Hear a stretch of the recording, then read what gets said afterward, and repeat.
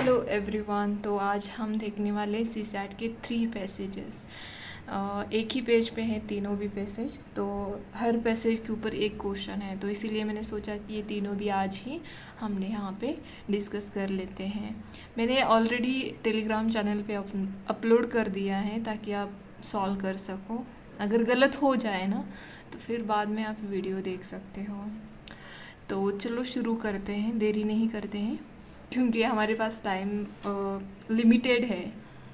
GS भी करना है, हमें सीसैट भी करना है, और मैं ये सोच रही हूँ कि जो सीसैट के रीजनिंग के टॉपिक्स होते हैं वो भी यहाँ पे मैं सॉल्व करूँ। तो आप क्या मतलब आपकी क्या आइडिया है वो मुझे आप कमेंट बॉक्स में बताना, क्या मुझे करना चाहिए या नहीं करना चाहिए यूट्यूब पे। ताकि मैं ये सोच रही हूँ कि मेरी भी प्रैक्टिस हो जाए और आप लोगों की भी प्रैक्टिस हो, आपको भी उसका बेनिफिट हो। तो इसीलिए मैं सोच रही हूँ, जैसे कि स्टेटमेंट वाले क्वेश्चंस होते हैं, कभी कभी वो थोड़े गलत होने के चांसेस हो जाते हैं। तो वो वाले मतलब पूरे रीजनिंग के जो इजी टॉपिक है उसकी प्रैक्टिस करें तो बेहतर होगा। इसीलिए मैं सोच रही हूँ कि उसको भी मैं उसके ऊपर भी वीडियो बनाऊँ। ठीक है, तो आप मुझे बताना कमेंट सेक्शन में। ठीक है, मतलब करना चाहिए नहीं करना चाहिए। तो पैसेज देखते हैं 1 यहाँ पे। अगर आपने ना भी बोला ना तो भी मैं करूँगी डिस्कस। चलो देखते हैं पैसेज 1। तो 49 वाला क्वेश्चन है इसके ऊपर, और ये पैसेज 1 है यहाँ पे। तो क्वेश्चन ये है हमारा, which one of the following statements best reflect the most critical inference that can be drawn from the passage above. तो यहाँ पे हमें क्रिटिकल इन्फरेंस निकालना है, मतलब निष्कर्ष निकालना है। मतलब बारीकी से देख के हमें इसमें निष्कर्ष निकालना है, इसमें से कौन सा आंसर हमारा होगा। तो पहले पैसेज पढ़ लेते हैं। When a food system lacks diversity and quality, it often leads to widespread malnutrition, with both undernourished nutrition and undernutrition and overnutrition हो जाता है कभी कभी प्रिवेलेंट। तो ये बोल रहे हैं यहाँ पे कि जो हमारी फूड सिस्टम जो है उसमें डाइवर्सिटी और क्वालिटी की कमी होने की वजह से ऑफन मतलब कई बार ये दिखाई देता है कि माल न्यूट्रिशन, और चाहे वो माल न्यूट्रिशन हो या अंडर न्यूट्रिशन हो या ओवर न्यूट्रिशन हो, ये प्रिवेलेंटली हमें दिखाई देता है, ऐसा ये कह रहे हैं यहाँ पे। Inadequate access to nutritious food specially in low income communities can result in stunted growth, weakened immunity system and poverty. तो इसकी वजह से क्या होता है, जो इनएडिक्वेट न्यूट्रिशियस फूड मतलब जिसमें न्यूट्रिशन हो, ऐसे फूड की कमी की वजह से, इसकी वजह से हमें हमारी जो ग्रोथ है उसमें मतलब स्लो दिखाई देता है। मतलब जो लोग जिसके पास अच्छी खासी कमाई नहीं होती है, जिनकी लो इनकम होती है, वो थोड़ा बेहतर न्यूट्रिशियस फूड अफोर्ड नहीं करते हैं, तो उनमें पावर्टी ज़्यादा दिखाई देती है। उनकी जो इम्यून सिस्टम है वो भी लो दिखाई देती है, और वो हमेशा वीक और एनीमिया के भी शिकार होते दिखाई देते हैं।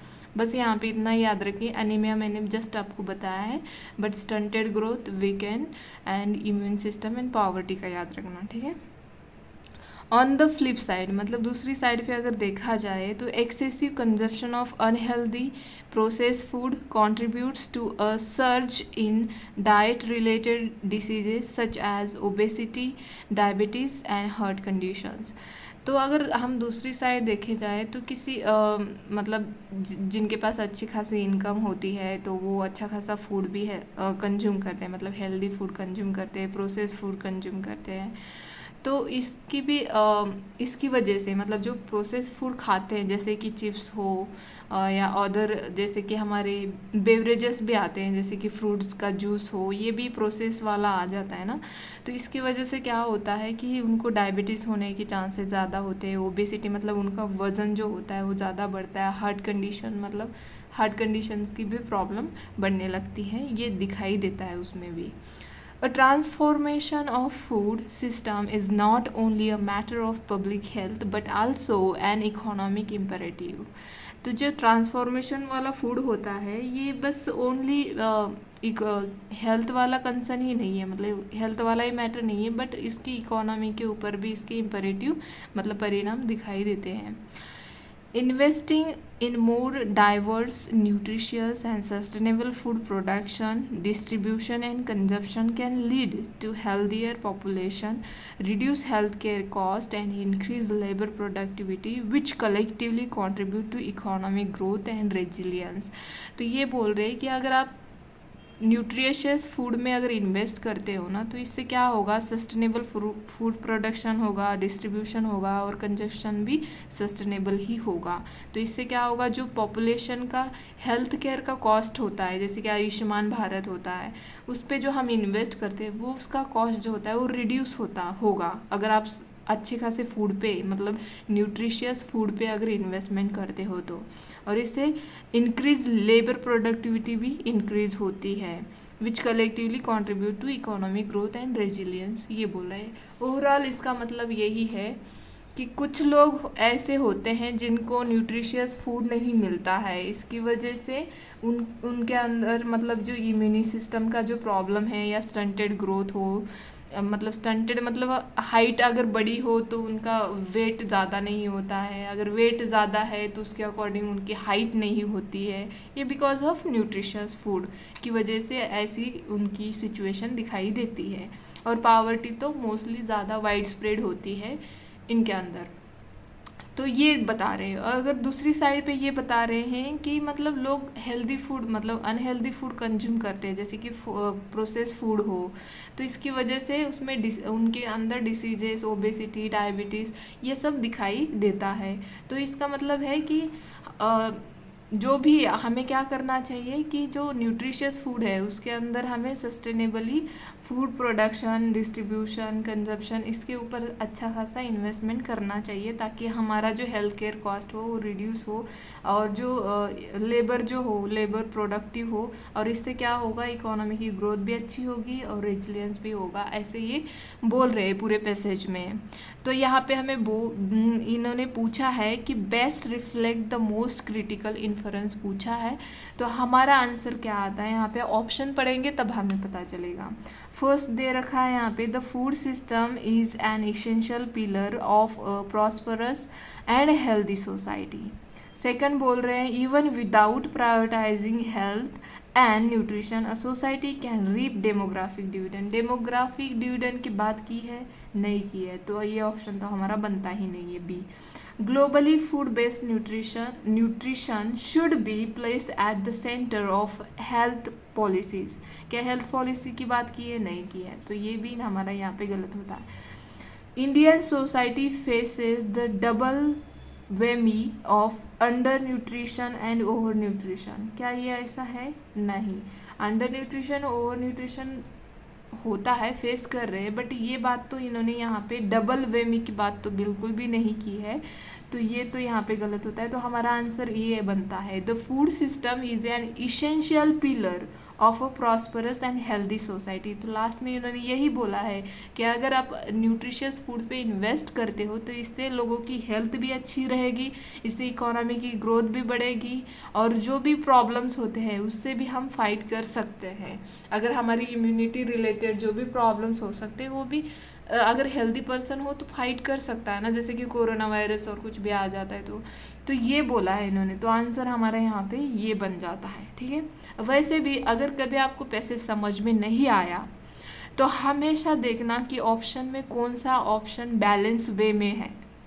जब भी कोई क्रिटिकल इन्फरेंस या मोस्ट इन्फरेंस या लॉजिकल इन्फरेंस पूछा जाए तब आप ऑप्शन में देखना कि कौन सा आंसर बैलेंस वे में है। अगर बैलेंस्ड है तो वही सही आंसर बनता है, तो यह हमेशा याद रखना, ठीक है। अगर आपको पैसे समझ में नहीं आता है या आपके पास टाइम नहीं रहता है तब की बात कर रही हूँ मैं, इमरजेंसी के टाइम पे ये यूज़ करना, बट ऐसे मतलब आपके पास टाइम भी है, सब कुछ है और फिर भी आप ऐसे ही कर रहे हो तो ऐसे मत करना।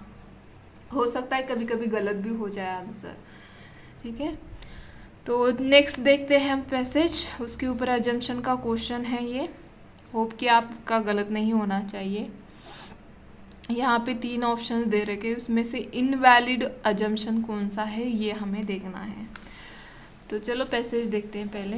ये है पैसेज हमारा यहाँ पे, आइडियलिज्म एंड प्रैग्मेटिज्म। पहले मैं इनकी मीनिंग बता देती हूँ। आइडियलिज्म मतलब आदर्शवाद और प्रैग्मेटिज्म का मतलब व्यवहारिकता मतलब जो भी आप व्यवहार करते हो, जो भी आप मतलब बिजनेस से रिलेटेड, मतलब एकदम प्रैक्टिकल डिसीजन होते हैं इसके अंदर, ठीक है। व्यवहारिकता का तो अर्थ आपको पता ही होगा।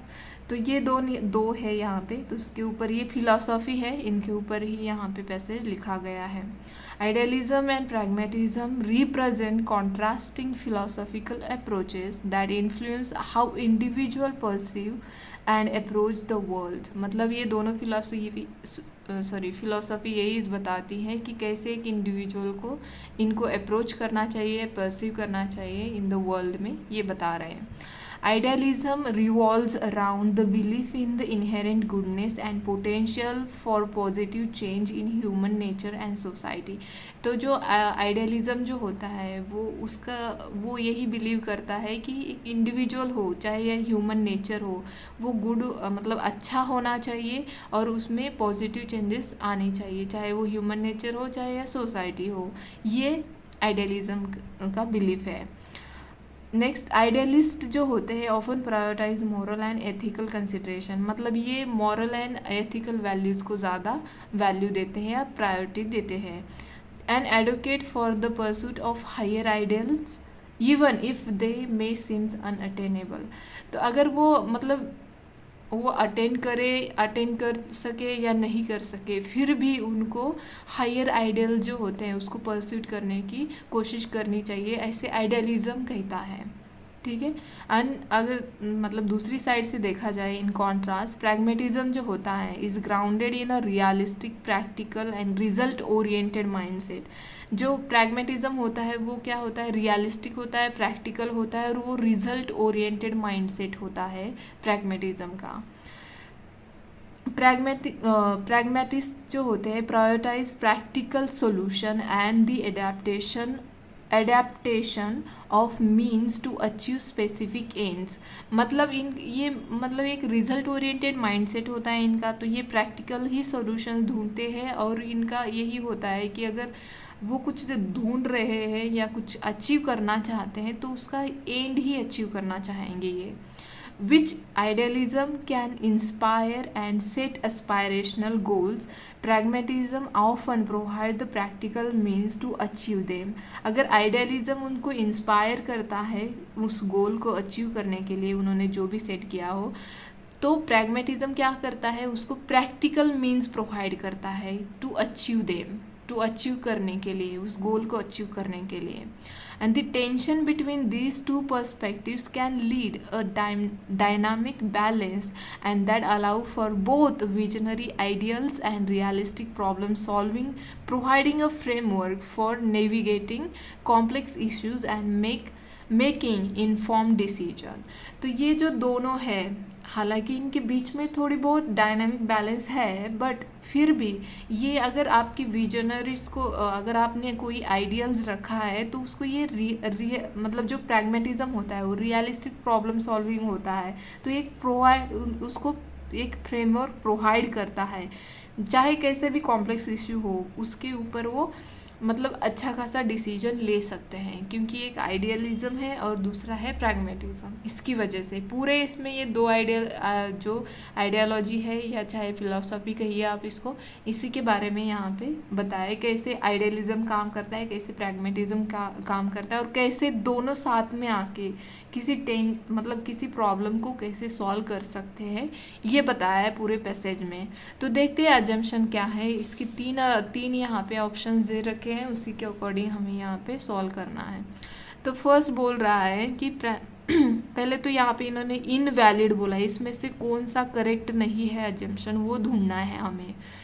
प्रैग्मेटिस्ट जो होते हैं are better than idealist in handling the failures of life. क्या आपको लगता है कि ऐसा कहा है पैसेज में कि जो प्रैग्मेटिस्ट होते हैं वो बेटर है जो आइडियलिस्ट होते हैं उनसे हैंडल फेलियर ऑफ लाइफ? नहीं, ऐसा कहीं पे भी किसी को भी बेटर नहीं बोला गया है इन्होंने, बल्कि आप अलग अलग इनकी आइडियलिस्ट वालों की अलग बताया है, प्रैग्मेटिस्ट वालों की अलग आइडियोलॉजी बताई है कि और कैसे ये दोनों काम करते हैं किसी भी इशू को हैंडल करने के लिए, तो ये बोला गया है। तो मतलब ये बेटर की तो बात बिल्कुल नहीं है कि कौन किससे ज़्यादा बेटर है, तो ये हमारा यहाँ पे गलत होता है। हमें पहले गलत अजम्पशंस निकालने, बाद में जाके आंसर देखेंगे हम, ठीक है। फर्स्ट तो गलत है। सेकंड है considering their nature idealist and pragmatist में कॉम्प्लीमेंट ईच अदर। लास्ट में यही बोला है कि ये एक दूसरे के कॉम्प्लीमेंट है, एक दूसरे के साथ चल सकते हैं। ये अगर कोई गोल सेट करते हैं, मतलब अगर आपका कुछ गोल है तो उसको आइडियलिस्ट जो होते हैं वो आइडिया देते हैं कैसे उसको अचीव करना चाहिए, और जो प्रैग्मेटिस्ट होता है वो प्रैक्टिकली उसको अचीव करता है। तो ये दोनों कॉम्प्लीमेंट है ईच अदर के लिए, तो ये हमारा सही अजम्पशन है, सेकंड वाला सही बनता है, ठीक है। थर्ड है idealism and pragmatism are the only two philosophical approaches currently trending in the world. क्या ऐसा बोला है कि ये दो ही ओनली फिलोसॉफी है जो कि ट्रेंडिंग में है वर्ल्ड में? ऐसा कुछ बोला है पैसेज में? बिल्कुल नहीं। तो ये भी हमारा गलत बनता है। तो मतलब आंसर हमारा यहाँ पे इनवैलिड पूछा है, तो 1 और 3 हमारा ऑप्शन सी बनता है। ये दोनों इनवैलिड अजम्पशंस है, तो हमारा आंसर यहाँ पे सी बनता है, ठीक है। आपको समझ में आया होगा, समझ में आना बहुत ज़रूरी है। अगर आपकी कोई भी क्वेरीज होगी ना तो आप कमेंट बॉक्स में मुझे पूछ सकते हैं, इवन आप टेलीग्राम चैनल पे भी पूछ सकते हैं, ठीक है। तो चलो थर्ड पैसेज देखते हैं। देखो मैंने पहले भी बोला है कि किसी भी पैसेज को अप्रोच करने से पहले उसको पहले हमें डिवाइड करना चाहिए पैसेज सेंटेंस में। अगर आपको समझ में नहीं आता है तो, अगर समझ में आता है वेल एंड गुड, अगर नहीं आता है तो उसको डिवाइड करिए। फिर ये देखना है कि क्वेश्चंस देखना है, पहले तो क्वेश्चंस देखेंगे, फिर ये तो मैंने जस्ट पैसेज पढ़ने का ट्रिक बताया आपको, ये ट्रिक नहीं है बस एक कॉमन सेंस भी हम कह सकते हैं, ठीक है। तो यहाँ पे 51 का क्वेश्चन हम देख रहे हैं। तो which of the following are the most rational and logical inference, यहाँ पे पूछा गया है। इन्फरेंस का मतलब होता है निष्कर्ष हिंदी में। तो निष्कर्ष मतलब भी क्या आउटकम आ रहा है पैसेज से, क्या रिजल्ट आ रहा है, क्या हमें सीख मिल रही है पैसेज से, वो हमें हमारे ऑप्शंस में ढूंढना होता है। तो इसके लिए हम क्या करेंगे, पहले क्वेश्चंस देखेंगे, बाद में जाके हम पूरे पैसेज को सेंटेंस वाइज डिवाइड करेंगे ताकि हमें समझ में आए। पहले सेंटेंस का मीनिंग समझेंगे, फिर बाद में पूरे पैसेज का निकालेंगे कि हाँ ऐसे ऐसे कह रहा है पैसेज, तो क्या इसके ऑप्शन सही है, ये देखना होता है लास्ट में, ठीक है। तो यहाँ पे फर्स्ट ऑप्शन बोला है कि democracies are less stable than dictatorship. ऐसा पैसेज में कहा है या नहीं कहा है ये हम देखेंगे। Which deliver better growth opportunities for the nation in the long run. देखते हैं ऐसा कहा है क्या नहीं। Dictatorship follows a strict rule of law unlike democracy wherein rules are easily bent and broken. तो देखते हैं यहाँ पे हमें करेक्ट आंसर निकालने के लिए बोला गया है, दिखना ज़रूरी है सॉरी, हाँ करेक्ट आंसर निकालने के लिए बोला है। तो ऑप्शन ये दे रखा है, वो 2 ओनली दे रखा है, बोथ एंड नाइदर दे रखा है। तो देखते हैं पैसेज में क्या ऐसे कहा है क्या नहीं। मोस्ट लॉजिकल निकालना है ना हमें, रैशनल इन्फरेंस। तो यहाँ पे देखो, in a dictatorship power is centralize in the hand of a single individual. Dictatorship तो आपको पता है कि किसी एक ही व्यक्ति के हाथ में पूरी पावर होती है, अ स्मॉल ग्रुप हो चाहे या इंडिविजुअल हो।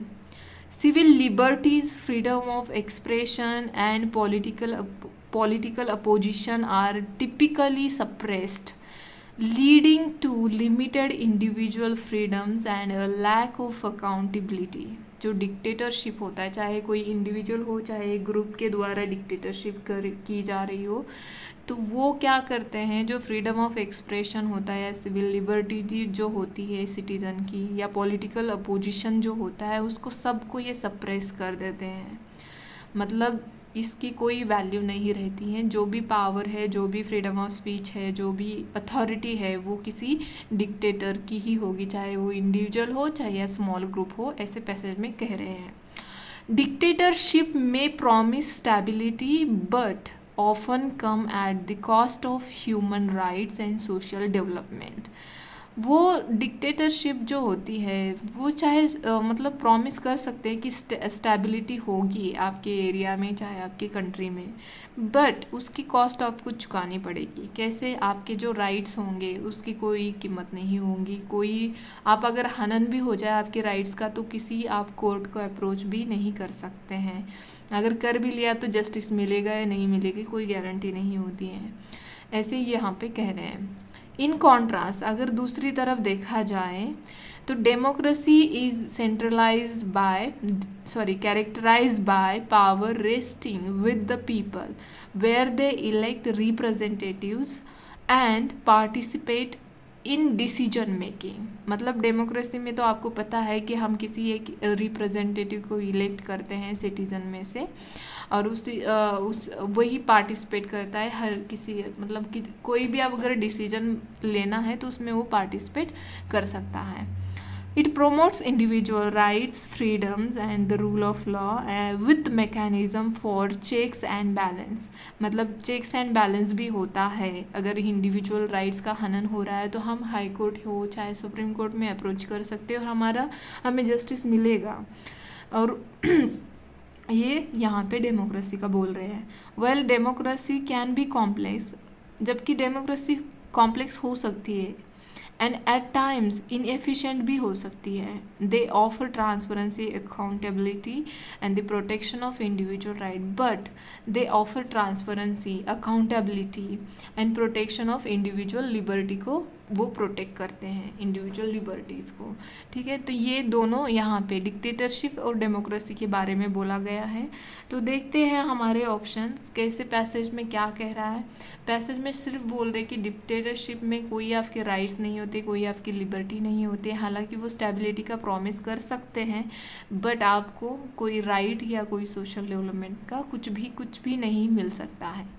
पर डेमोक्रेसी में उन्होंने कहा है कि आपके जो राइट्स होंगे, इंडिविजुअल हो चाहे ग्रुप ऑफ हो, तो आपको राइट्स मिलेंगे ताकि आपके अंदर से ही, मतलब अमंग ऑफ द पीपल्स, उसमें से कोई एक रिप्रेजेंटेटिव चुना जाएगा, वही डिसीजन मेकिंग में भी पार्टिसिपेट कर सकता है और आपके जो लिबर्टीज़ होती हैं, आपके राइट होती है, उसको प्रोटेक्ट करते हैं डेमोक्रेसी में। ये सब यहाँ पे बोला गया है सिंपली। तो देखते हैं कि हमें most rational and logical inference पूछा गया है। तो फर्स्ट ऑप्शन यहाँ पे लिखा है, ऑप्शन दिखना चाहिए कि democracies are less stable than dictatorship. ऐसा कहा है कि डेमोक्रेसी जो है वो लेस स्टेबल है दैन डिक्टेटरशिप? नहीं, बिल्कुल नहीं।